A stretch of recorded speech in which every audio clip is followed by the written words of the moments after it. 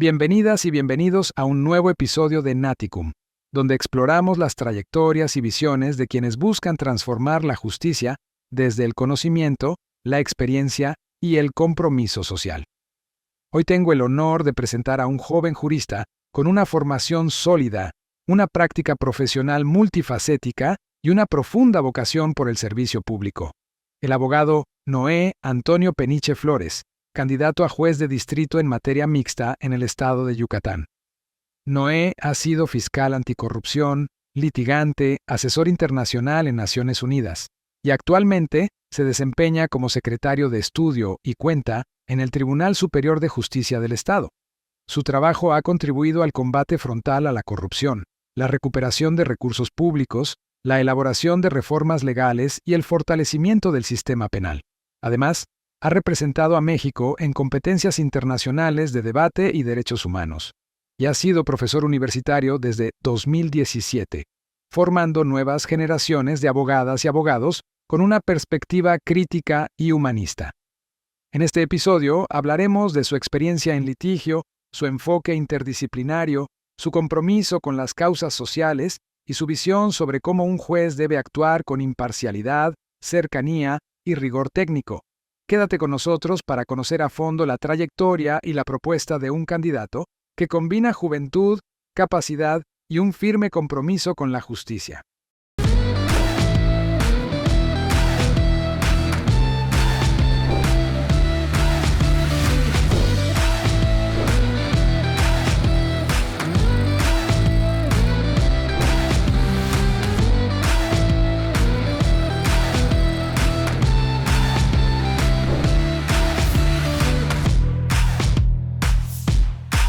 ¿Qué tal? Bienvenidos al podcast de Naticum. Como ustedes saben, tenemos una serie de entrevistas con los candidatos que van a contender por un cargo en el Poder Judicial de la Federación.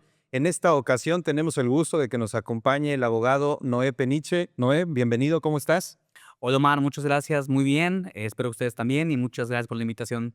Muy bien, pues estamos muy contentos, Noé, porque hemos tenido la oportunidad de entrevistar a varios de los colegas, a varias de las abogadas que por supuesto también estarán contendiendo en esta elección tan importante, inédita para México en materia judicial. Pero bueno, para iniciar, pues yo puedo ver que en tu currículum, como ya se escuchó en la presentación, eres un abogado, eres docente, eres consultor internacional. Tienes una formación sólida en materia de derechos humanos, has tomado cursos en el extranjero, has hecho práctica profesional en el ámbito nacional e internacional. Platícanos con todo este currículum tan completo que tienes en materia jurídica. ¿Cómo va tu carrera? ¿Cómo va tu campaña en este momento? ¿Cómo tus aspiraciones hacia el Poder Judicial? Pues mira, en este momento yo me encuentro muy emocionado, un poco nervioso porque esto es, si bien es un gran honor, también es una gran responsabilidad. Y dentro de todo, estamos en un proceso inédito para México. Jamás en la historia habíamos tenido una oportunidad como esta para acercar tanto a la ciudadanía con el Poder Judicial Federal, que francamente sí se había mantenido un poco alejado de las personas.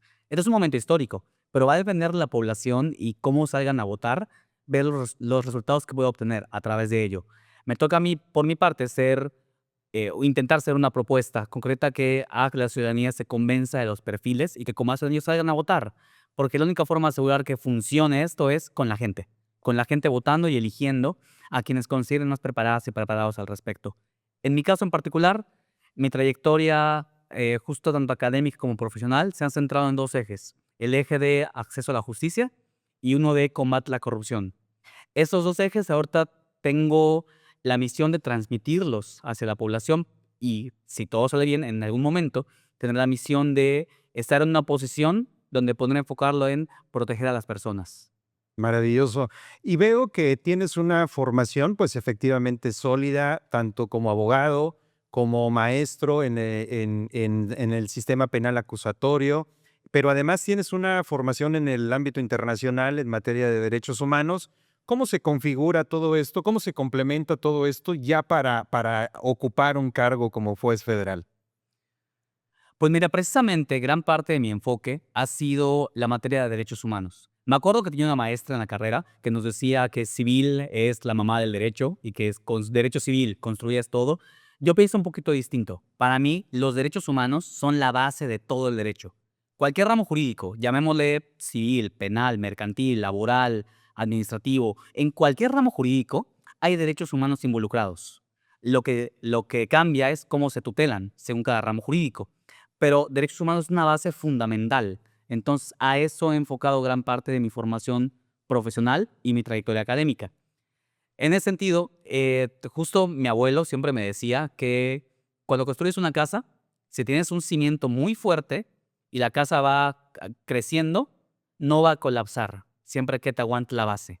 Entonces, esa frase me ha inspirado a mí a buscar una base sólida que considero materia jurídica, que para mí son los derechos humanos.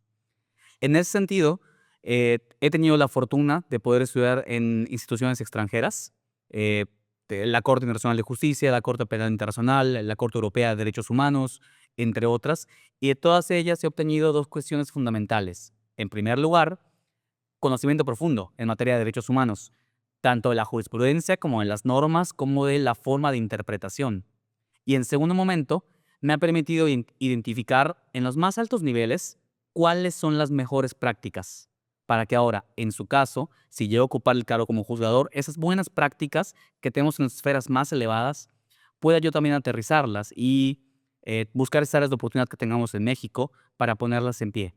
En ese sentido, creo que ese estudio que he enfocado en materia de derechos humanos, se enfoca precisamente al juicio de amparo, porque el juicio de amparo es el mecanismo por excelencia que tenemos en este país para la protección de derechos humanos. Entonces, la labor que en su caso yo podría ejercer en juicio de amparo depende 100% de los derechos humanos. Sí, por supuesto. Y en esta formación, Noé, estuviste, veo en la Corte Europea, me imagino estuviste en Estrasburgo, estoy con lo correcto, Sí, ¿estuviste correcto. allá? Sí, qué padre, ¿no? Y fíjate que yo tuve la oportunidad de hacer un curso también allá, pero en el Instituto René Cassin, el de Derecho Internacional de los Derechos Humanos, que de alguna manera te vincula con la Corte Europea, pero realmente es una institución educativa la que nos llevaba en esa ocasión para estudiar, pues, precisamente los temas que tú comentas, ¿no? Sobre el sistema, sobre los sistemas, distintos sistemas que hay de protección de derechos humanos. Y celebro mucho que una visión como la tuya, pues, esté contendiendo para la Corte, porque hoy más que nunca que el derecho internacional de los derechos humanos ha venido a complementar de manera tan sólida el sistema jurídico mexicano, pues indudablemente que requerimos de más visiones que compartan evidentemente una posición internacionalista. Pero en ese sentido, tu perfil interdisciplinario, porque pues reitero, tienes una formación como abogado en materia penal, por supuesto, especialista en derechos humanos, decías, en temas anticorrupción. En ese sentido, este enfoque interdisciplinario, ¿de qué manera va a venir a contribuir a la figura o al cargo por el cual estás tú contendiendo, ¿no? Fíjate que es muy interesante lo que comentas, Omar, y en lo particular, el enfoque interdisciplinario creo que te puede dar una visión un poco más amplia de la labor judicial. En mi caso en particular, he estado en órganos autónomos, con la Comisión de Derechos Humanos y la Fiscalía General del Estado, que es autónoma ahora, en la Fiscalía Anticorrupción, que fue autónoma, he estado en el Poder Ejecutivo, he estado en un órgano internacional, porque trabajé algunos años en la ONU. Ahora estoy en el Poder Judicial, trabajando en el Tribunal Superior de Justicia. Entonces, he estado en distintos ámbitos que me han permitido experimentar de formas muy distintas la impartición de justicia. Me ha tocado ser fiscal litigante, me ha tocado a mí ser parte, me ha tocado ser ahorita quien hace las sentencias, me ha tocado ser quien revisa en los estados cómo se aplica. Me ha tocado muchos ámbitos y en todos ellos he aprendido muchas cuestiones muy distintas sobre la impartición de justicia. Precisamente esto creo que me da una visión sólida y una perspectiva amplia sobre cómo aplica la justicia en México. Y sobre todo que aunque no parezca, de estado a estado varía muchísimo. Y los criterios son increíblemente cambiantes. Entonces, el tener como que esta visión complementada con la parte académica, considero que me va a poder permitir hacer una gran labor enfocada en la defensa de las personas. Porque precisamente el juicio de amparo está enfocada en eso. Quien ocupe este cargo tiene que tener una visión enfocada en no yo juez y yo servidor público de alto nivel, sino como yo defensor de los derechos humanos, defensor de la Constitución, defensor de las personas. Y es precisamente la labor en la que quisiera enfocarme. Correcto. Veo en tu carrera profesional tu paso por la Fiscalía Anticorrupción Y veo que además obtuviste ahí logros sumamente importantes, ¿no? La recuperación de recursos siempre será muy positivo para el erario público. En ese sentido, ¿qué aprendizaje te dejó tu etapa durante la fiscalía? Durante la fiscalía, creo que me llevo varios aprendizajes. Sin embargo, el más grande que creo que obtengo es que la corrupción no es únicamente afectar la finanza pública y enriquecerse, sino que es un problema mucho más grave y profundo que eso. La corrupción, por una parte, representa una afectación severa hacia las personas en situación de pobreza, quienes son las víctimas número uno de la corrupción, porque en gran parte dependen de servicios públicos, y no únicamente que existan, sino que sean de calidad. Y aquí vemos esta relación de cómo un acto corrupto afecta los derechos humanos. En segundo momento, la corrupción destruye el sistema de justicia. ¿Y por qué lo destruye? Porque las personas, cuando las autoridades son corruptas, las personas no confían en ellas. Y si no confían en ellas, es casi imposible acceder a la justicia. ¿Por qué comento esto? Tenemos aquí un problema que es cíclico. En primer lugar, tenemos, reitero, a la autoridad que es corrupta. Cuando la autoridad es corrupta, la ciudadanía no confía. Cuando la ciudadanía no confía, no denuncia. Claro. Cuando no denuncia, no se investiga. Cuando no se investiga, no se sanciona ni se repara el daño a las víctimas. Y cuando no existen esas últimas dos, la desconfianza aumenta. Y tenemos aquí un peligrosísimo círculo vicioso que lo único que alimenta son los cánceres más grandes que existen en el mundo, la impunidad. Es por este motivo que la corrupción es un mal muchísimo más amplio que considerar el desvío de la finanza pública y la riqueza de algunas personas. Es destructor completamente del sistema de justicia y afecta severamente a las personas en situación de pobreza. Ahora, un poquito más del tema que me comentabas y las experiencias que tuve. Algo que aprendí es que la corrupción se combate de dos formas, de manera individual y de manera colectiva. De manera individual, ¿cómo la combatimos las personas? Número uno, no siendo tú corrupto. La primera forma de frenar la corrupción es tú no propiciándola ni aceptándola. Y en segundo momento, que para combatirla institucionalmente se requiere un equipo. No se puede por ti mismo, por ti misma hacerlo de manera individual, hacerlo solo, hacerlo sola. Requieres un equipo. En mi caso, esos 47 millones de pesos que tuvimos en una audiencia hace algunos años, justamente para lograr llevar esta audiencia, tuvimos que tener una investigación de meses. Y durante esos meses tuvimos ciudadanos y ciudadanas valientes que fueron tanto denunciantes como testigos. Tuvimos órganos del Estado que colaboraron proporcionando tanta información como recursos a la Fiscalía. Tuvimos peritos contables que incansablemente estuvieron revisando las cuentas públicas hasta ubicar en qué parte se dio el desvío.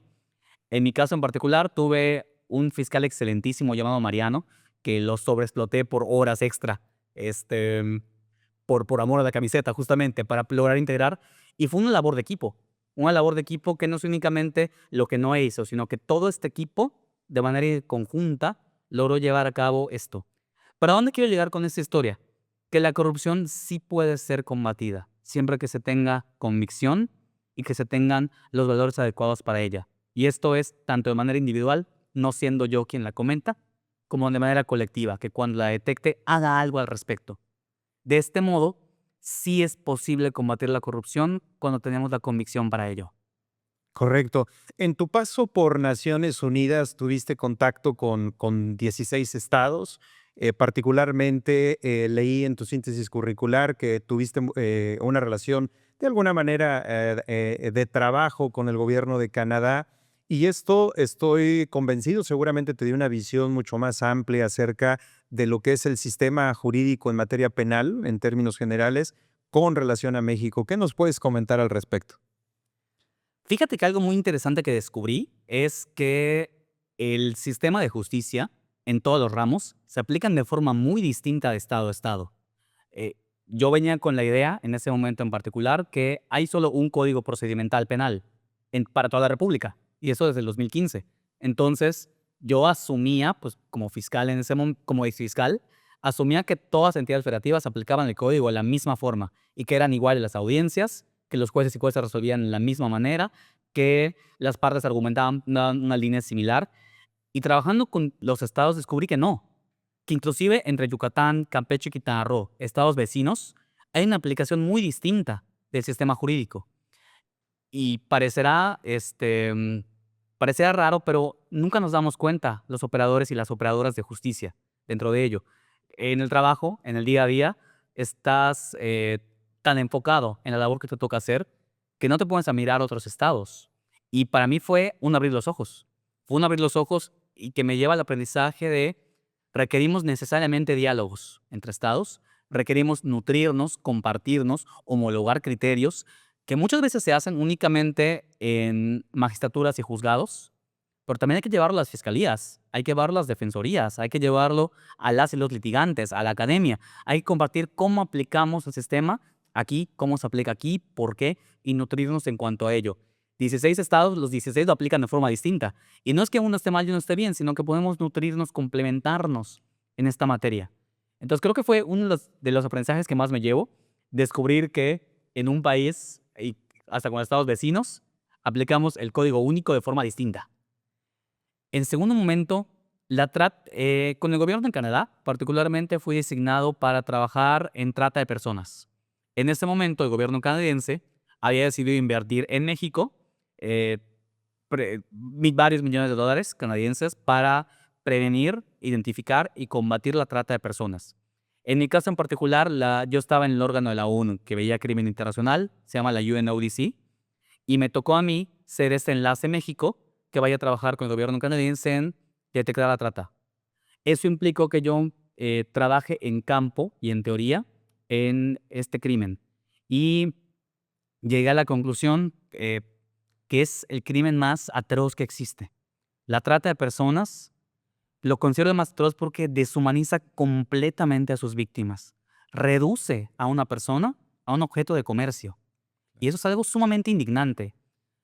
Y lo más indignante es que la trata de personas casi no se está radicando en este país. Número uno, porque las y los servidores públicos, que son el primer contacto, no están preparados para entrevistar a las víctimas, o para darles protección, o no hay refugios, o no hay una forma de brindar a la víctima una protección. Y si la víctima, por ejemplo, no te relata cómo fue el sistema de captación, de traslado, en qué sitios estuvo, qué personas vio, es muy complicado comprenderlo. Y es mucho más complicado aprender a las personas que estuvieron detrás de ello. Y eso genera redes criminales que tenemos un sistema de trata entre Sudamérica, México y Estados Unidos. El más grande del mundo está en este canal, la ruta Puebla-Nueva York. Y sigue ocurriendo, y es problemático que los servidores no están preparados, no hay refugios, no hay recursos, no hay un fondo específico para víctimas de trata de personas. Y esto pues termina siendo indignante, preocupante y pues los aprendizajes más fuertes que tuve durante mi paso en la UNOVC. Lo que quiero concluir con esto es que es fundamental que exista una cooperación nacional e internacional. Número uno, por el primer punto que abordaba, para que entendamos que el derecho se entiende de forma distinta y que tenemos que nutrirnos entre sí. Y número dos, la internacional, para que entre países tenemos problemas comunes, como la trata de personas. Hay que trabajar entre países para erradicarlos, no individualmente. Claro, claro. No, coincido totalmente contigo. El delito de trata y todo lo que lleva alrededor, pues efectivamente es uno de los crímenes que más atenta contra la dignidad de las personas y que, como tú bien indicas, cosifica al ser humano y de alguna manera, evidentemente, no le deseamos a nadie que transite por una experiencia tan traumática como debe de ser que uno de nuestros seres queridos atraviese por una situación así. Y escucho en tus palabras algo que duele mucho. Hablaste de un corredor Puebla-Nueva York. Es increíble que tan cerca de la Ciudad de México, en una ciudad tan importante como lo es Puebla, en un estado tan importante, pues ahí precisamente sea el inicio de un corredor trágico de este tipo de crímenes, ¿no? Pero bueno, sí, continuando con tu perfil, hoy día eres secretario de Estudio y Cuenta en el Tribunal Superior de Justicia. Me imagino que tu principal actividad será la redacción de sentencias. Platícanos un poco acerca de tu actividad y tu experiencia ahí. Bueno, precisamente hago unas labores que más me gustan, que es estudiar. El ser secretario de Estudio y Cuenta me permite, casi me obliga en realidad, a estar todos los días estudiando. Día a día estudio qué cambios hay en las leyes, qué jurisprudencias han salido, qué tendencias internacionales existen, cómo los tribunales están aplicando cierta cuestión. Todo eso, estudiarlo, me permite luego redactarlo, aterrizarlo y a raíz de ello generar un avance en materia de justicia y de derechos humanos. En mi día a día me toca resolver casos en materia penal y en materia civil y, por supuesto, en materia de amparo, porque el tribunal recibe constantemente en la relación que hay Poder Judicial local y Poder Judicial federal, juicios de amparo que requieren de resolución. Entonces, me toca esta triple dimensión y reitero, me obliga a estudiar, me obliga a aprender y me hace generar material, me hace generar resoluciones que pues tengan un impacto directo en la vida de la ciudadanía. Al igual que ello, el Tribunal Superior de Justicia de Yucatán, en nuestra Constitución, tiene una facultad para proponer cambios legislativos. En ese sentido, esto nos ha permitido como sala, como órgano colegiado, generar propuestas, iniciativas de ley para cuando hemos detectado en ciertos casos que alguna norma del Código Penal es inconstitucional, nos ha permitido, por ejemplo, hacer una modificación al respecto y proponer al Congreso que se hagan los cambios conducentes. Entonces, podemos impactar la vida de las personas desde la sentencia que tú emites hasta la norma que tú detectas y planteas al Congreso para modificación. En la primera hipótesis, estamos dando una sanción, una reparación, y en la segunda estamos dando prevención. O sea, esta labor me fascina porque me permite tener ese impacto en la vida de las personas. Y reitero, porque me hace estudiar y constantemente estoy actualizándome en criterios jurídicos y aterrizándolo hacia algo práctico. Por supuesto. Platícanos para complementar esta respuesta que nos das. ¿En qué materias proyectas ahí en el Tribunal Superior de Justicia? Actualmente estoy adscrito a la primera sala colegiada penal y civil. Estoy redactando, en materia civil, nuestra sala tiene competencia para juicios extraordinarios. Correcto. En materia penal, para todo. Absolutamente todos los delitos, en cualquier tipo de resolución, nosotros la vemos. Y me toca a mí proyectar la sentencia. En materia de amparo, cuando los juzgados de distrito o los tribunales colegiados de circuito determinan amparar, no amparar o algún recurso al respecto, me toca a mí también resolverlo. Si el juzgado dicta una sentencia, una suspensión provisional, tenemos que ver como tribunal la forma de aplicarla, o la definitiva, o determina amparar esto, pero esto no, o determina inaplicar esto, pero esto no. Nos toca como tribunal ver la forma en la que se le da cumplimiento a la sentencia emitida a través del juicio de amparo. Entonces, principalmente mis labores están centradas en penal, en civil y en amparo. Correcto, muy bien, ¿no? Excelente. Y veo también en tu síntesis curricular que te gusta el debate. De hecho, has sido reconocido en distintas competencias, digamos, o concursos en este sentido. ¿Qué representa para ti el ejercicio del debate en el ámbito jurídico? En el ámbito jurídico, el debate lo resumo con una palabra: fundamental. El debate es un ejercicio que te genera no solo reflexión, sino herramientas de interpretación y argumentación, que como abogadas y abogados son vitales para el campo práctico. He tenido la fortuna de ser bicampeón nacional en materia de debate y campeón internacional en materia de litigio de derechos humanos, en los moot courts, y en ambos me he llevado una serie gigantesca de aprendizajes que no hubiera obtenido de esta forma en un salón de clases. Me ha hecho a mí conocer a fondo las normas de derechos humanos, la jurisprudencia aplicable, la forma de argumentar. Y en estas competencias, usualmente te dan un caso práctico y te toca hacer posturas a favor y posturas en contra. Entonces también te toca aprender a dar matices, aprender a ver blancos, negros, grises, aprender una perspectiva muy amplia de un tema y terminas especializándote en ciertos ramos. He estado en concursos donde el tema ha sido género, discapacidad, niños, niñas y adolescentes, personas en situación de movilidad.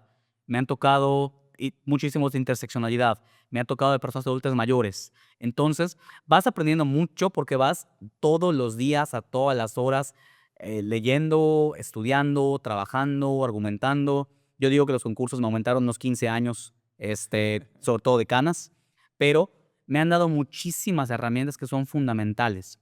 Al día de hoy tengo la labor de ser el asesor de la Universidad Modelo.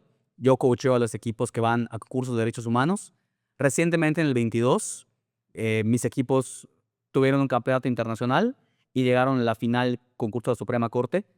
Y ahora veo cómo estoy 100% convencido de que las competencias académicas tienen un impacto muy significativo en la formación de las y los abogados. Y me ha tocado verlo también el alumnado que me ha tocado a mí asesorar, cómo han crecido y cómo han dominado temas de argumentación y derecho constitucional y derechos humanos, que definitivamente con la formación académica básica no hubieran tenido este dominio o esta experticia en ciertos ramos.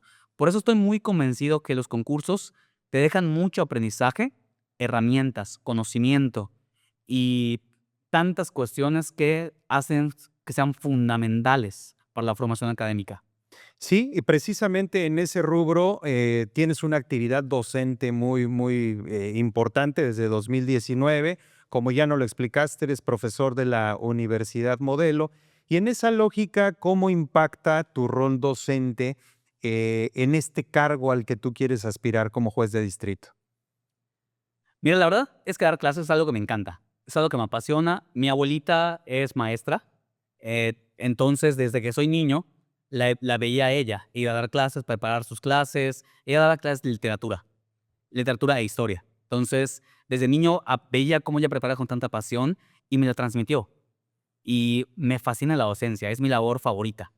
Número uno, hace rato comenté que me gustaba estudiar. La docencia te obliga a estudiar y eso es algo increíble.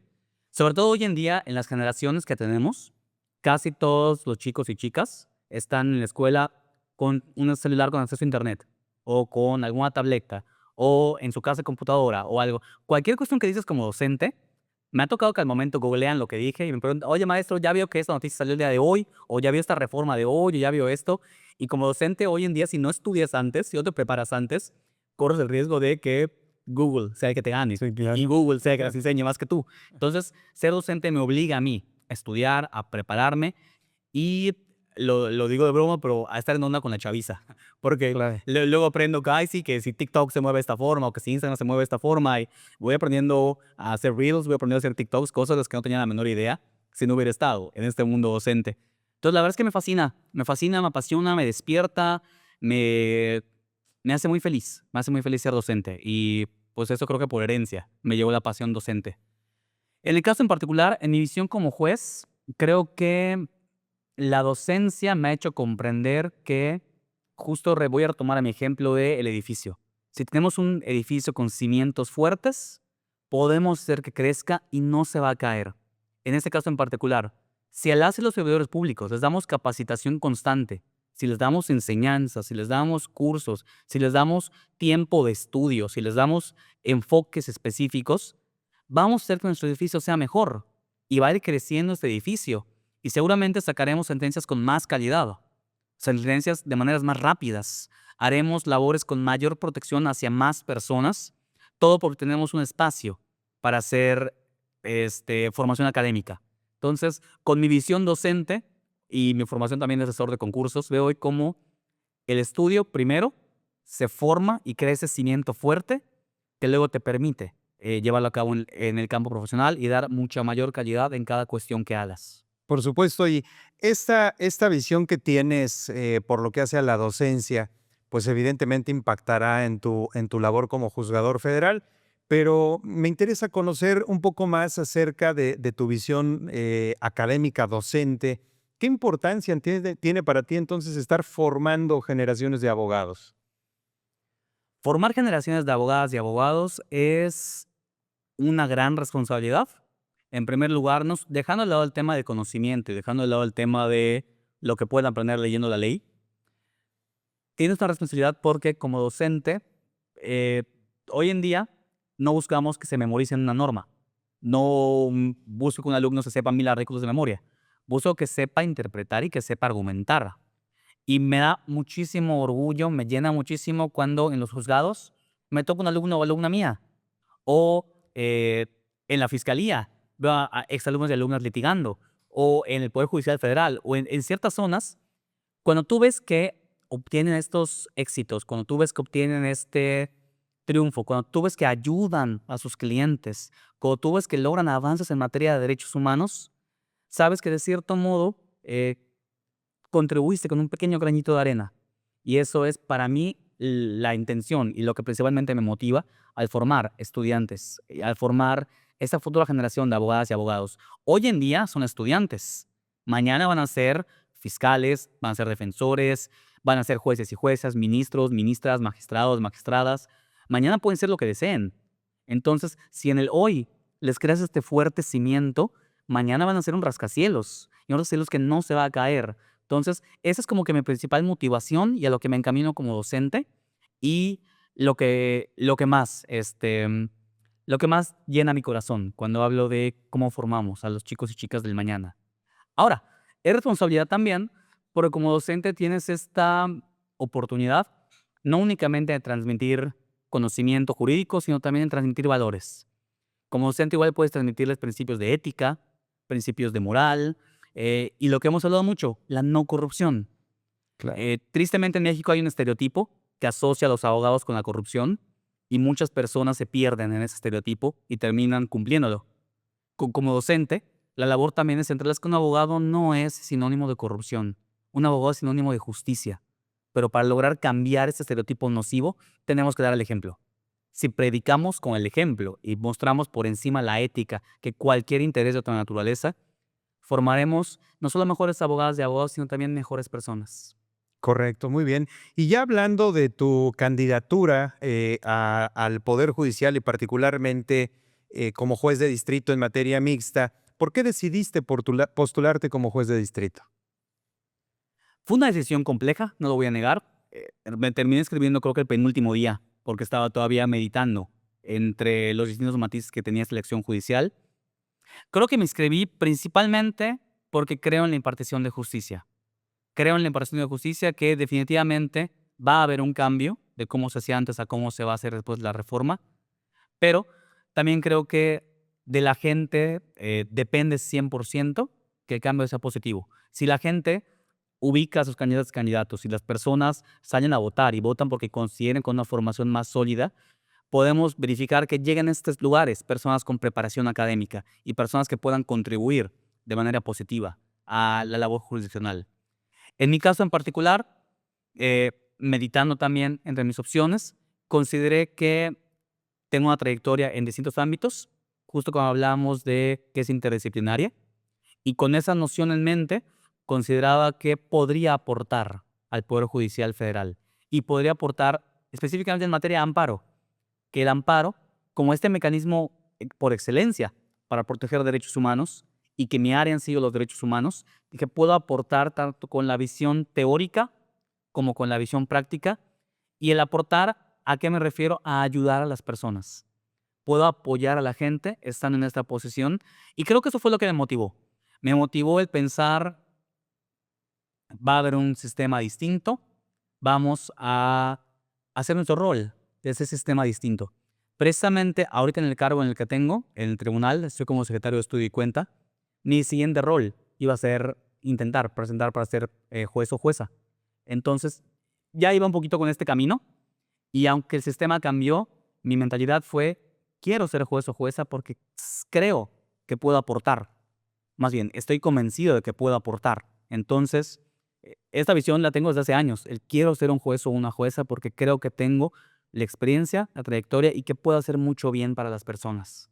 Correcto. Y en este rubro en concreto, Noé, ¿cuál sería el sello distintivo en el caso de que tú llegues a ocupar el cargo de juez de distrito en materia mixta? Bueno, en el caso en particular, mi sello distintivo, yo creo que va a ser la imparcialidad. Yo nunca he sido político, jamás. No estoy con ningún partido político y por lo tanto, mi sello distintivo sería imparcialidad. Quiero que cada sentencia que emita se dé con criterios jurídicos o se dé con enfoque en derechos humanos o se dé con motivo de protección, no con intereses externos, no por una orden distinta, sino por el criterio que tengamos como juzgadores y juzgadoras en materia de amparo. En segundo momento, algo que ubicamos mucho al Poder Judicial Federal es que se ha mantenido muy lejano a la gente. ¿A qué me refiero? Una persona antes llegaba al juzgado, esperaba horas y seguramente no iba nunca a hablar con el juez. A lo mejor hablaba con algún oficial judicial o con algún secretario, si bien le iba. En algunos casos hasta con el guardia de seguridad le pedía que se retire. En mi caso en particular, mi sello siempre va a ser la apertura con la población. Yo quiero que mi puerta siempre se mantenga abierta, que cuando cualquier persona acuda a ver al juez o la jueza, no pase por 30 filtros, ni le voy a mandar a alguien o un oficial para que le entretenga, va a ser directamente con el juez y que pueda conmigo entablar una conversación y por supuesto que va a ser escuchada y por supuesto que también va a ser atendida con un verdadero trato humano y digno. En tercer lugar, mi sello, la simplificación de procesos.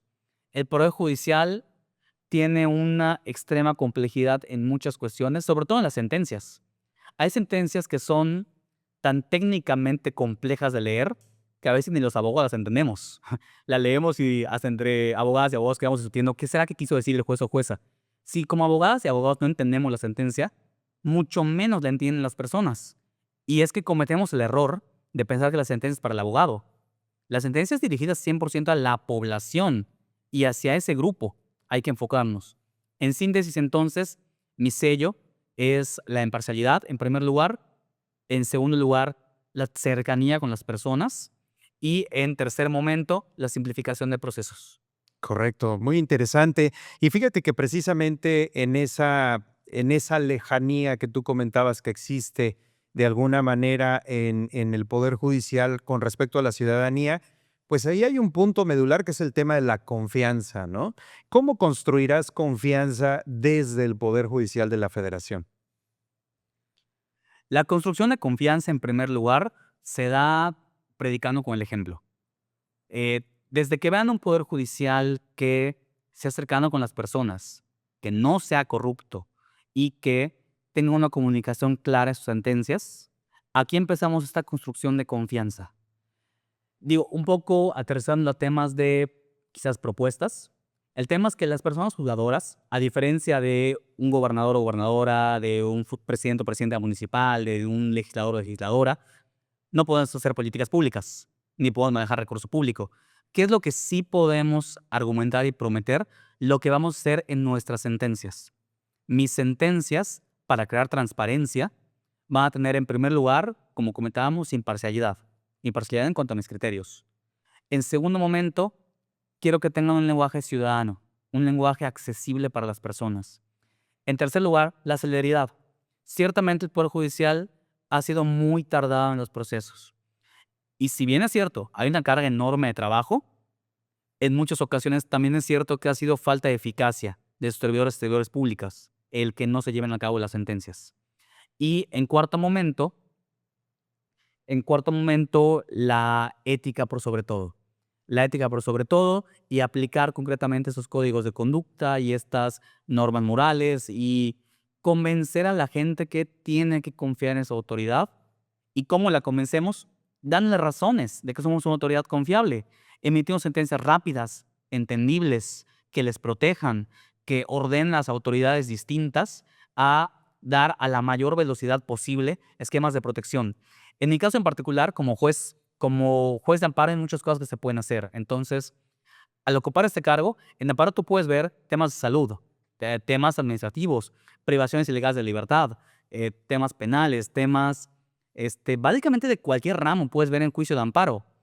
Entonces, cuando tú refuerzas esta confianza a través de procesos rápidos, a través de procesos limpios, a través de procesos sin ningún tipo de corrupción, creas confianza. Y si creas confianza, la gente se acerca. Y si la gente se acerca, seguramente denuncia más. Y si denuncia más, seguramente se harán más sentencias, se hará más justicia y crearemos ahora el círculo vicioso que te dije, lo convertiremos en un círculo virtuoso.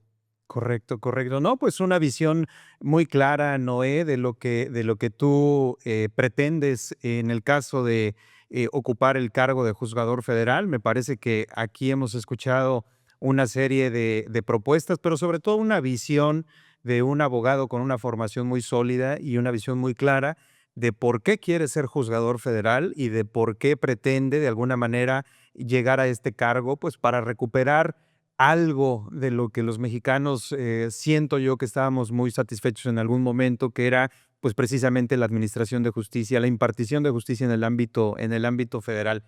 Y ya para ir cerrando y dejando ya un poco de lado los temas legales, platícanos un poco acerca de ti, Noé, ¿quién es Noé fuera de los tribunales?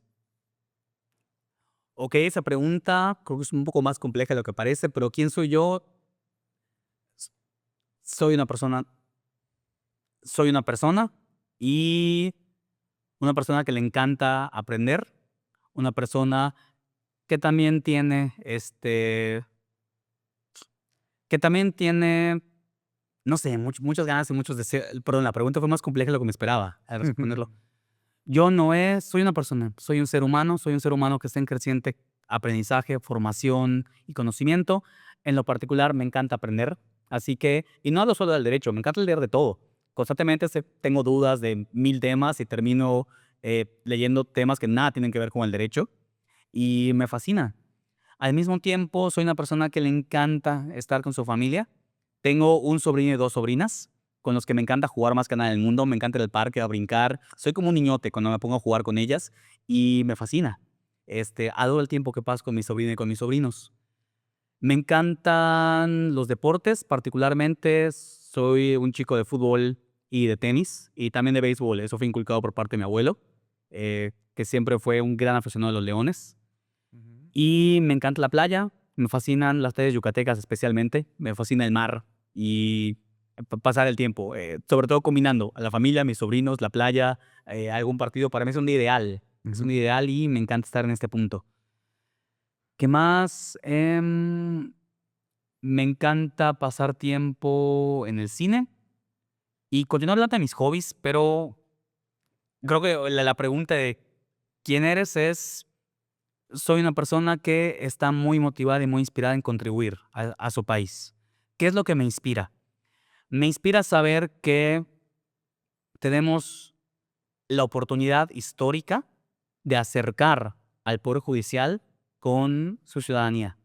Y al hacer esa cercanía, vamos a crear un Poder Judicial en el que las personas crean y al que se acerquen y que emita sentencias y que tengamos realmente una justicia que en México ha estado muy desgastada.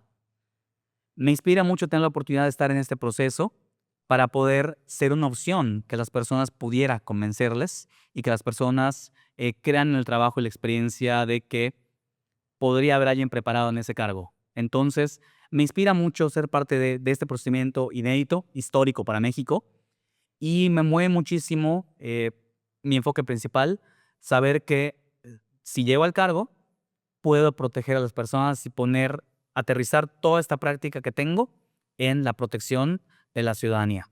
Por supuesto, ¿no? Y en ese sentido, como lo hemos hecho con todas las candidatas y los candidatos, te felicitamos, Noé. Realmente, eh, creo yo, debo de sumar aquí los candidatos que no forman parte del Poder Judicial, pues además tienen un reconocimiento adicional de valentía, porque pues efectivamente el proceso es inédito. Y hemos podido escuchar en la gran mayoría de los aspirantes esto es tan novedoso porque creo que ninguno de ustedes había sido candidato anteriormente de una manera tan pública, tan directa a un cargo que, como tú bien indicas, en una elección que es inédita.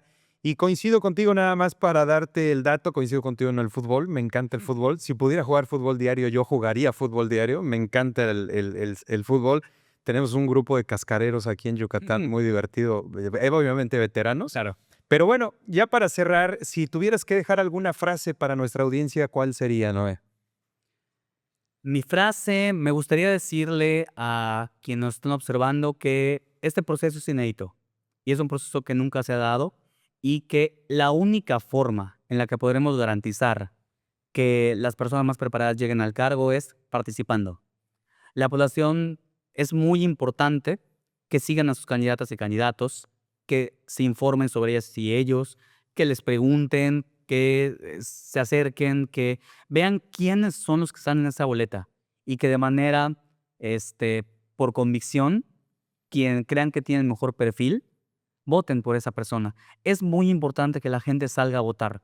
La única forma en la que esta oportunidad histórica que estamos hablando, este cambio, algo que nunca se ha hecho en este país, la única forma en la que aseguraremos que saldrá bien es si la gente vota. No hay de otra. Y si la gente vota por la persona que consideren más preparada y que mejor va a hacer esta labor. En este caso en particular, como ciudadanas y ciudadanos, es sumamente importante que nos involucremos en este proceso y que vayamos a votar. Quizás hoy en día no estamos siendo parte del sistema de justicia, pero el día de mañana, Ojalá y no, pero podríamos ser víctimas, podríamos ser personas imputadas o podríamos ser parte de algún acto que nos afecte. Y necesitamos que haya gente preparada para resolvernos y gente preparada para que rápidamente pueda protegernos. La única forma de asegurarlo es si salimos a la calle este 1 de junio, si votamos y sobre todo recordando que en nosotras y nosotros está el cambio y que una persona que salga a votar, hasta una misma hace la diferencia, porque 1 millón comienza con uno. Muy bien, muchísimas gracias, Noé. Bienvenido siempre aquí al podcast de Naticum. Esperamos verte muy pronto. Te deseamos mucho éxito, estimado Noé. Muchas gracias, Omar. Muy bien, Gracias. pues es Noé el candidato a juez de distrito del Poder Judicial de la Federación aquí en el estado de Yucatán. Muchísimas gracias a toda nuestra audiencia, a todos los que nos siguen. Recuerden suscribirse a nuestras redes sociales. Hasta la próxima.